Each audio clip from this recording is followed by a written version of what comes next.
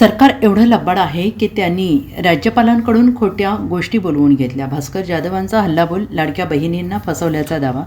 सरकारने राज्यपालांच्या तोंडून खोट्या गोष्टी बोलवून घेतल्याचा आरोप शिवसेना ठाकरे गटाचे आमदार भास्करराव जाधव यांनी केला आहे. सरकारकडे तरुणांसाठी, आत्महत्या करणाऱ्या शेतकऱ्यांसाठी, महिलांसाठी काय आहे? राज्यपालांच्या भाषणात मुद्दे येणे याविषयी आजपर्यंतची प्रथा परंपरा आपण अनुभवली आहे, पण यावेळचे राज्यपालांचे भाषण हे वेचं होते. कोणत्याही प्रकारचे उत्साहवर्धक नव्हते. कोणालाही असंही उत्साह वाटेल असं नव्हतं. राज्यपाल साहित्यिक असावेत असं मला वाटलं, असा टोला भास्कर जाधव यांनी लगावला आहे. तसेच लाडकी बहीण योजनेच्या मुद्द्यावरून देखील जाधव यांनी सरकारवर टीका केली आहे. राज्यपाल महोदयांकडून सरकारने नीरस असं भाषण करून घेतल्याचं भास्कर जाधव यांनी म्हटले. घोषणांचा पाऊस नेहमीच पडतो, पण अंमलबजावणीचा पूर्णपणे दुष्काळ असतो, असं जाधव यांनी म्हटलंय. 25 लाख तरुणांनी बेरोजगारीची नोंदणी केलेली आहे आणि हा सरकारी आकडा आहे. एका वर्षात 7 पटीने वाढ झालेली आहे. कसले दावसला करार करत आहात? कसलं तरुणांना फसवत आहात? असा सवाल करत जाधव यांनी सरकारवर टीका केली. बेरोजगारीचा दर वाढतो आहे, ही प्रगती मानायची का?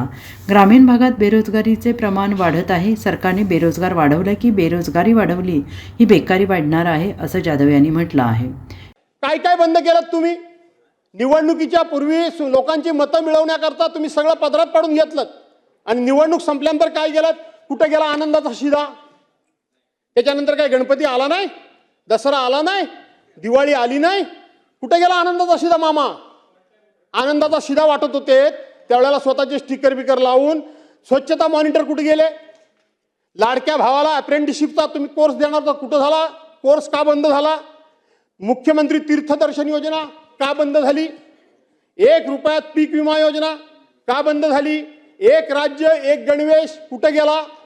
तो गणवेश कुठं गेलाय? कुठं अडकलाय? कुठं दीपक केसरकरांच्याकडं कुठं अडकलाय? तो कुठं आहे? तो बघायला हवाय. योजना दूत, तुम्ही योजना दूत तयार केलेत, ती योजना कुठे गेली? नमो कामगार कल्याण योजना बंद करून टाकलीत. नमो नमो करून मोदी साहेबांच्या नावाचा उपयोग फक्त मतं मिळवण्याकरता केलीत, आता ती बाजूला टाकलेत मोदी साहेबांना. नमो शेततळे अभियान योजना कुठे गेली ती योजना? नमो शेततळे योजना, नमो गरीब मागासवर्गीय सन्मान योजना. नमो का नको? आता काय म्हणायची वेळ आली.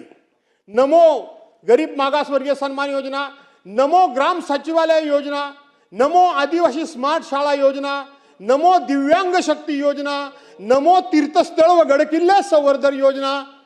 कुठे आहेत? मला वाटलं दादा काय मला थांबवतात की काय? नाही, या नको, हे कुठे गेल्या ह्या योजना? या सगळ्या निवडणुकीकरता लोकांच्या समोर फंडे आणलेत, लोकांच्या भावनेनं हात घातलं, महिलांना सांगितलं 2100 रुपये देईन. अध्यक्ष महोदय, मी जबाबदारीनं सांगतो, आज राज्याच्या डोक्यावर 9,32,000 कोटी रुपये कर्ज आहे. किती आहे? तुम्ही सगळे लबाड आहात. तुम्ही आमच्या बहिणींच्या नावाने खापर बोडताय. बाकीच्यांची काय मतं असतील मला माहित नाही, पण माझं पहिल्या दिवसापासूनचं ठाम मत आहे की हा डोक्यावर कर्जाचा डोंगर झालाय, ह्या आमच्या लाडक्या बहिणींच्या मुळे नाही. लाडक्या बहिणींच्या मुळे नाही. आठवण करा, आज कैलासवासी दादा इथं हजर नाहीत. निवडणुकीच्या पूर्वी सप्लिमेंटरी बजेटमध्ये आपण 46,000 कोटी रुपयाची तरतूद केलेली होती. 46,000 कोटी रुपयाची सरकारने तरतूद केली होती. आज 46,000 कोटी रुपये तुम्हाला लागत नाहीयेत, 32 की 33,000 कोटी रुपये फक्त लागत आहेत.